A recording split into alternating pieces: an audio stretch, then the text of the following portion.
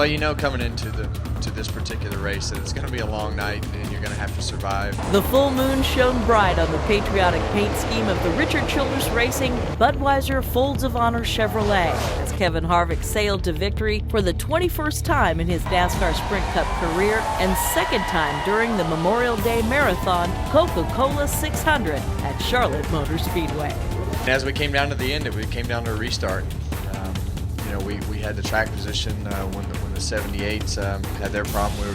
We were the leader and saw that the 5 was able to really go on the restarts, and I knew we were too tight. Gil made a good adjustment on the car, and we were better. Obviously, I wish we would have had one more stab at it to make it even better yet. But in the end, it was good enough to win the race, and that's all that matters. Hendrick Motorsports driver Casey Kane stayed on the track for the final of 12 cautions when the rest of the lead cars pitted, making the Time Warner Chevrolet a sitting duck. But one of the day's most dominant cars still pulled off a second-place finish. Yeah, we had a great car from the drop of the green.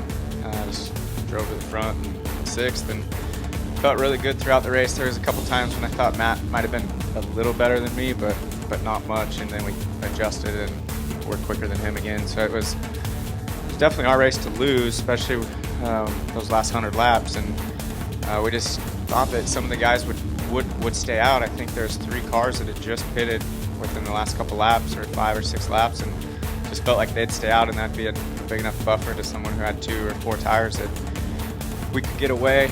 It didn't happen. Harvick started right beside me and had 2, and he held it flat through 1 and 2, and I had to lift a little bit. I got a little free getting in, so I had to back off the gas, and when I went back down, he was in front of me. So that was the end of our race, and just made sure we got second from there.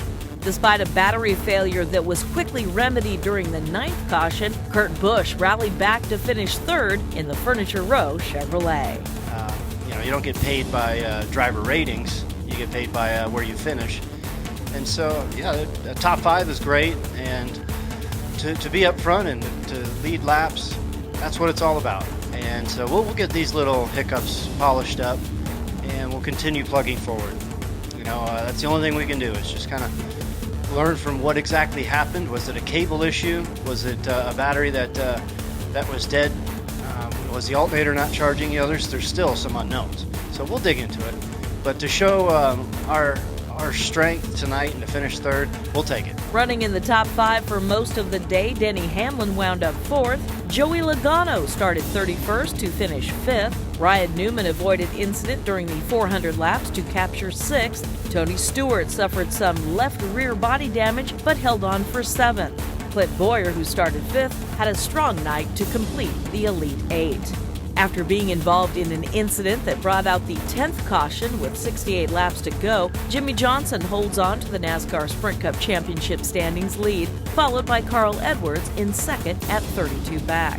Matt Kenseth, who led early Sunday, is 51 points behind. Boyer moves up a position to 4th, now 16 arrears, while Kane returns to the top 5, 75 behind his teammate. Miles the Monster is ready to defeat his NASCAR Sprint Cup rivals on Delaware's Dover International Speedway Monster Mile next Sunday, June 2nd.